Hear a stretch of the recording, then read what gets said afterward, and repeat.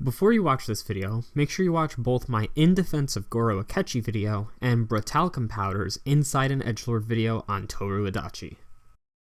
Now I phase out, I hold out, I reach out to bathroom all my life, thinking of this other whole moment, yeah.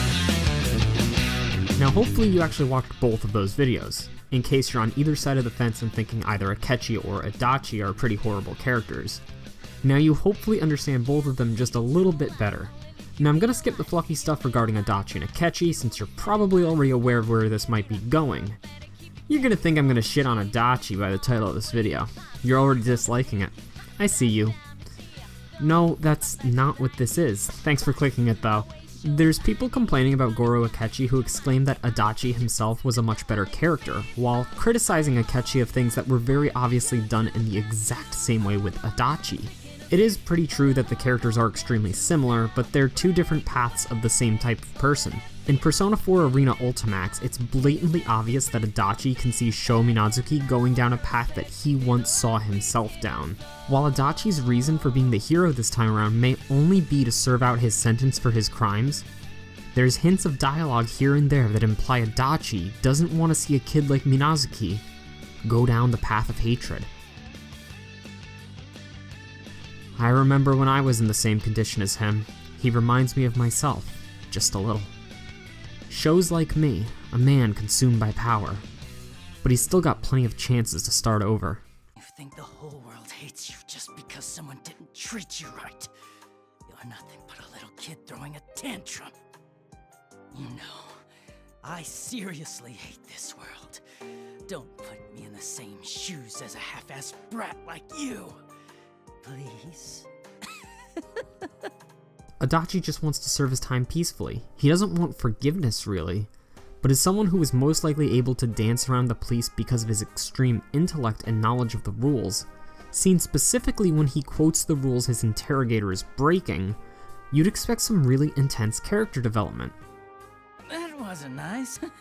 Isn't this against the Criminal Procedure Code? Criminal Procedure Code, Article 319. Forced confessions gained through torture and intimidation are inadmissible as evidence. Anything I tell you is invalid if you get your hands dirty. Didn't they teach you the basics in Police Academy? Oh, but I get it. You're stuck in the boonies like this because you can't even get the Criminal Procedure Code straight. You little! And this is where we begin, because one of the problems with the argument as a whole is that most of Adachi's growth happened beyond Persona 4's initial release. The introduction of his social link in Golden and his story in Arena Ultimax really added layers to his character. And where do we stand with Akechi on this? There's no Persona 5 FES Golden portable for the Nintendo Switch, is there? We don't really know where Akechi's character is going from here. There's still a lot that can be done post-mortem for his character, that is, if he's truly even dead. And through the development cycle, we can't truly be 100% sure of what was cut, if anything, for Akechi, but these are the exact things a re-release or a follow-up game can include. If we look at the original iteration of Adachi, a man who just did things out of boredom without any clue as to how he was like, aside from hanging out with him in a few instances with Dojima or showing up in Junes, he was pretty fucking bland.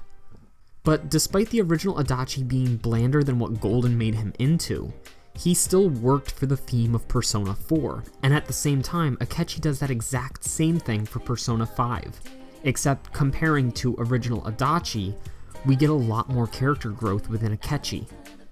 Now, should Akechi strive to be as good as Adachi's updated cabbages? Of course he should. But I think the point is missed when you try to expect Adachi out of Akechi. Adachi and Akechi were just as much parallels as Akechi was to Joker and Adachi was to Narukami. Akechi is just like Sho Minazuki, a young guy consumed by evil, someone who Adachi would call an idiot for wasting his youth like this.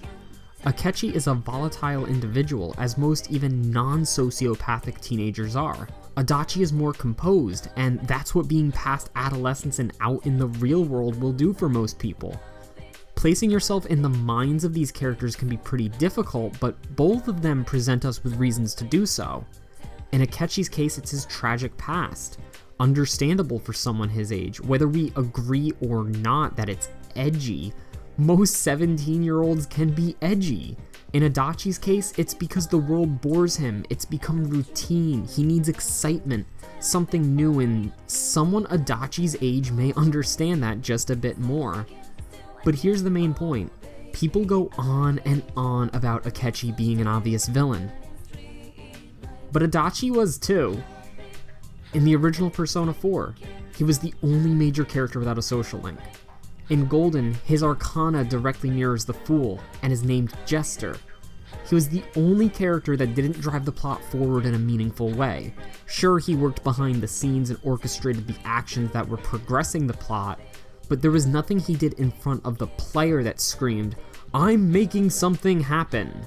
The most he did was act like an incompetent sidekick to Dojima. Now, that "I'm making something happen" doesn't necessarily need to be anything relating to the murders, but it could be anything, just helping Narukami find somebody.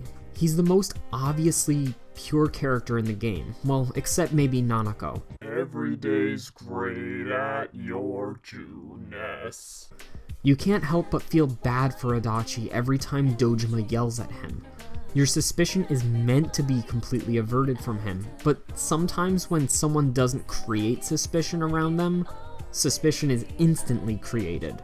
Chris Pruett discusses this further in his blog post on the inversely suspicious character problem. It's not that the writing of the characters is bad or that the mystery itself is. It's just that when you're presented with this kind of scenario multiple times, you just jump to it. There were roughly 8 years between the releases of Persona 4 and 5. Think about how many mysteries you may have encountered between those years, even if you hadn't played both on release. Maybe it was 4 years apart, maybe 2.